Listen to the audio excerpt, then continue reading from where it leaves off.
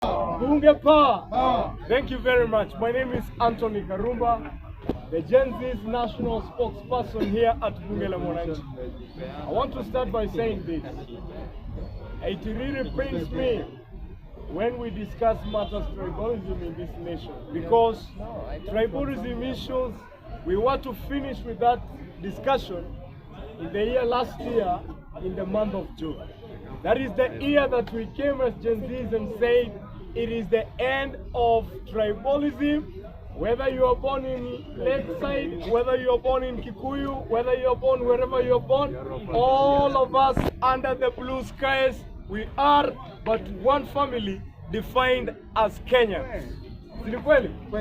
And therefore, good people, let us not allow some individuals to make us a playground that when they want to play their match, we are the ground for them, to give them this opportunity to fight each other and divide us in terms of ethnicity. I want to tell you, good people, there is no way we will canvass matters economy.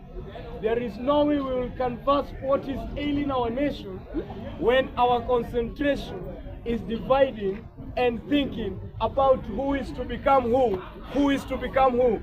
Good people, let me tell you, and because my good people, they have thrilled the topic of tribalism, I'll begin with that.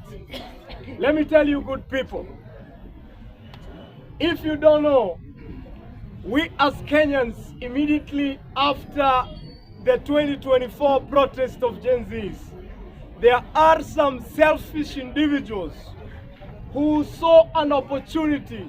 We call them opportunists.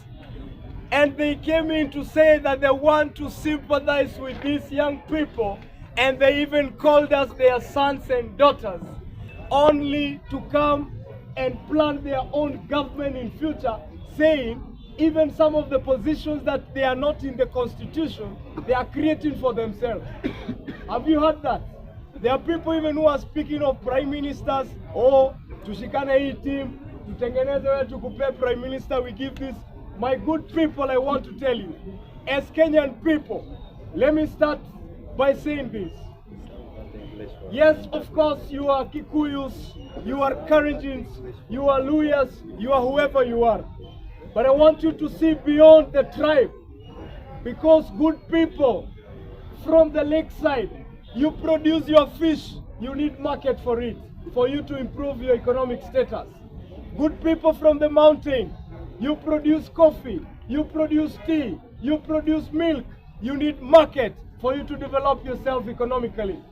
Good people from the Rift Valley, you produce grains, you produce milk, you produce all these things, and you need market to benefit yourselves. Good people from Ukambani, you produce whatever you produce, it is true. Dengu, mango, of course the mangoes. Actually, there is a governor who has actually built an industry for mango, right? That is Mutula Kilonzo. Look, good people from the Mount Kenya, even we have East Meru, who produce Miraa. And you people, you are waiting for this administration to bring you a solution for the market, for you to develop yourselves economically. If at all right now you allow an individual to make you a playground, to say, oh, I was done like this, so and so did like this to me, it is we who are fought. Are we conversing about our coffee and pyrethrum and Miraa, or are we going to help an individual in terms of how he will benefit himself, he make his own money, and he goes home to his family?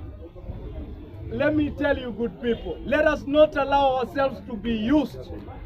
Let us not allow ourselves as Kenyans to be used, because there are things that we must converse as a country. There are things that right now we have a lot of distractions, that there is no time for work. There is no time to ask ourselves concerning our ailing economy. We are in a debt of 11 trillion. Nobody to tell us about that. But all we want us to speak about, it is who will become this through using this tribe. Good people, I want to tell you, if at all we get to 2027 without a good solution of how we're gonna settle this debt of 11 trillion, then be sure whoever will come in government, we will have an economic turmoil and a very bad economic climate. And it's about time. Don't come to Kenyans to sell tribalism. As Gen Zs, we say tawe, tawe, tawe to tribalism. We don't want division. This is a united nation. We want to focus. Kenya has industrious people. There are people even who are inventing new technical and digital mechanism of marketing our products so that we can increase our exports and reduce our imports. Good people, the GDP of this nation, gross domestic product, we cannot develop it if at all every time we are discussing matters of elections every day. Remember, before 2027 we have a life to live. After 2027 we have a life to live. And the nation is not ending after election. And I want to tell you, good people, it is very, very traumatizing to listen to what is happening on the report that we heard yesterday from this Auditor General. The Auditor General's report, it is giving us more depression. It is killing our hope. Good people, tell me this, in a nation full of educationists, professors of economy, and everything else, we have good everything. But look at this, the NSSF money, every month the workers, the money is deducted. Ukweli si ukweli. But the problem is one, the Auditor General report, the financial year 2023-2024, NSSF had delayed to the point that the ombudsman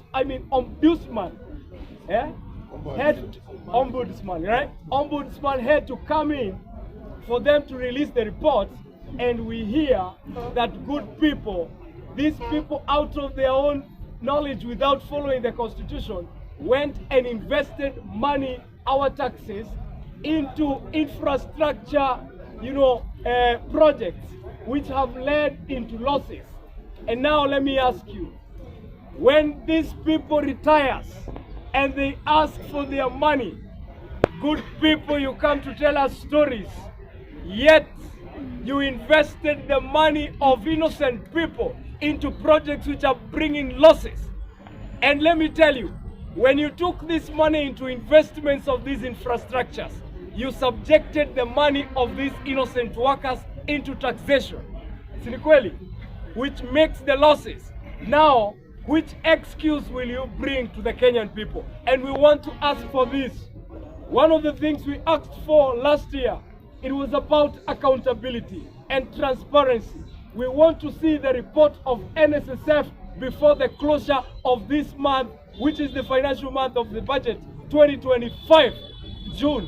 We want to see the report from the NSSF, and they have to explain the reason why some of these problems we are having as a nation is because of lack of accountability. Look at these good people. UHC nurses, they are going home. Who are suffering? It is Kenyan people. But now our politicians, instead of asking such questions, they are busy telling us, let us talk about Kikuyus, talk about Kisii, and the nation's economy is going to the dogs. We cannot keep quiet in such times. And I want to finish by saying this. Good people, this issue of corruption, we will fight it to the end. We will fight it to the end. But we cannot fight when we are all of us divided, talking as Luos, talking as Luyas, talking as Kikuyus. Why can't we walk in the spirit of oneness as Kenyans and say that we want to build our nation back to the stamina of stability economically? And I want to tell you, good people, let us now come together as Kenyans. Let us put a pause to this political temperature and canvass things that matters to the people. Because if we don't do that, good people, then the nation is heading to the dogs. And I want to say this as I finish. Gen Zs and young people of Kenya, the only way that we are going to restore our hope, it is by uniting, it is by coming together. Tomorrow we will have another mega press briefing, and I invite you all to make sure that you take part so that we can canvass the way forward concerning the developments of our nation. Thank you very much. Thank you, Anthony.